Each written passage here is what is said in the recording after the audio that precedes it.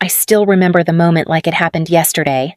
My husband, Daniel, walked into the living room with a smirk on his face, holding a stack of papers. I had just finished making his favorite coffee, the way he always liked it, 2 sugars, no cream. But he didn't even glance at it. Instead, he threw the papers onto the table and crossed his arms. "I'm divorcing you," he said, his voice disturbingly calm. "And just so you know, I've taken everything." I froze, gripping the cup in my hands as my heart pounded in my chest. "Everything?"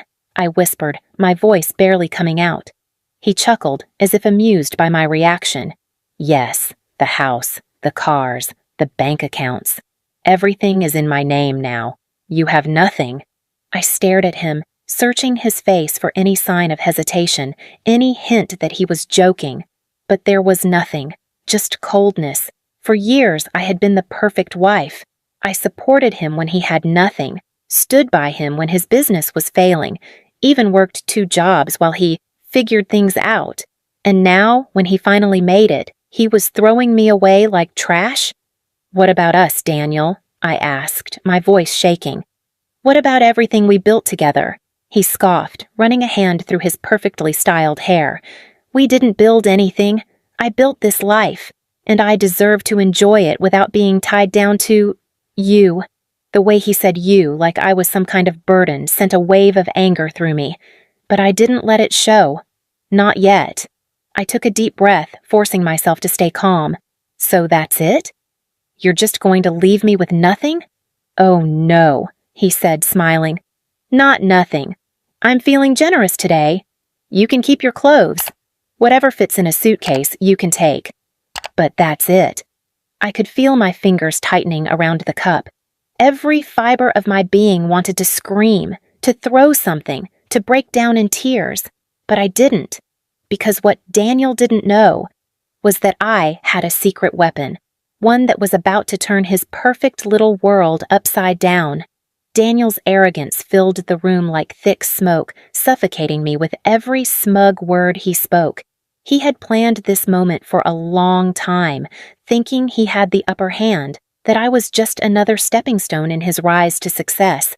But he had no idea, absolutely no idea what was coming for him.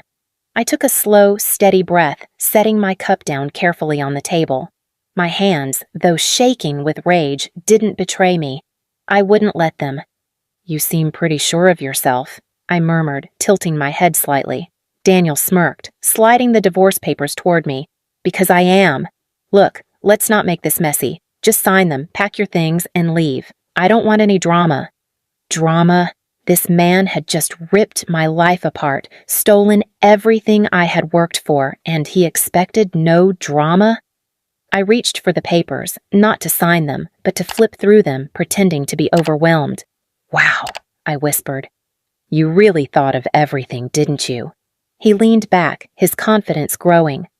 "I always do." I nodded, glancing up at him. "Just like you thought about the offshore accounts, the hidden properties, and the little business transactions that never quite made it onto your official records?" His smirk faltered, just a flicker, but I caught it. "What are you talking about?" he scoffed, though there was a tightness in his voice now. I smiled. "Oh, Daniel, you always underestimated me, always assumed I was just your naive little housewife, too busy cooking and cleaning to understand the real world. But the thing is, I'm not as clueless as you think." I watched as the color drained from his face, the way his fingers twitched slightly, his jaw tightening. He knew exactly what I was talking about.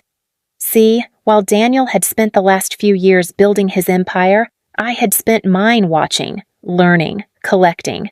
I knew every shady deal he had made, every backdoor transaction, every lie he had told to grow his wealth. He thought he had played the perfect game, covering his tracks flawlessly, but he had made one fatal mistake. He underestimated the woman standing right in front of him. "Let's cut to the chase," I continued, tapping my finger on the papers. "You thought you could throw me away and keep everything? You thought you could erase me like I never existed?" Daniel clenched his jaw. "You have no proof of anything." I laughed softly. "Oh, sweetheart, you really should check your emails more often." His eyes narrowed. You see, months ago I started digging, I went on, crossing my arms. And what I found, well, let's just say the IRS, the SEC, and about 3 other major agencies would love to have a little chat with you. Daniel's face darkened. You're bluffing. Am I?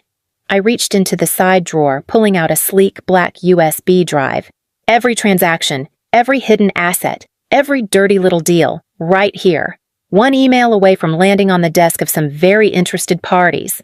He shot up from his chair, his confidence now replaced by panic. You wouldn't, I smirked. Oh, I would. For the first time, I saw fear in his eyes. Real, genuine fear. Not because he was about to lose money, but because he knew prison was a very real possibility. Listen, he said, his voice lower now, almost desperate. We can talk about this. There's no need to ruin both our lives. I raised an eyebrow. Ruin my life? Daniel, you already did that when you walked in here today and told me you were throwing me out with nothing. You just didn't expect me to be prepared. He ran a hand through his hair, pacing. What do you want? He finally asked. I took my time, letting him sweat.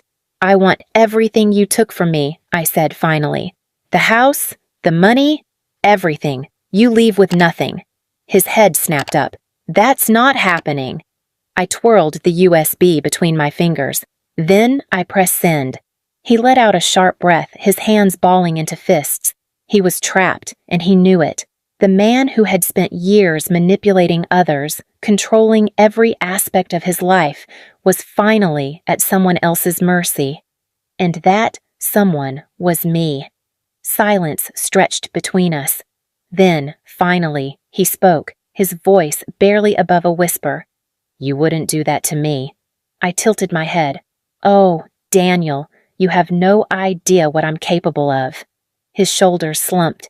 Defeat settled into his expression, replacing the arrogance that had once dominated it. I leaned forward. So, what's it going to be? And just like that, the tables had turned. Daniel collapsed back into his chair, running a hand down his face. The confidence he had walked in with had completely disappeared. Now he was just a desperate man scrambling to save himself. His lips parted as if he wanted to argue, but he knew he had lost.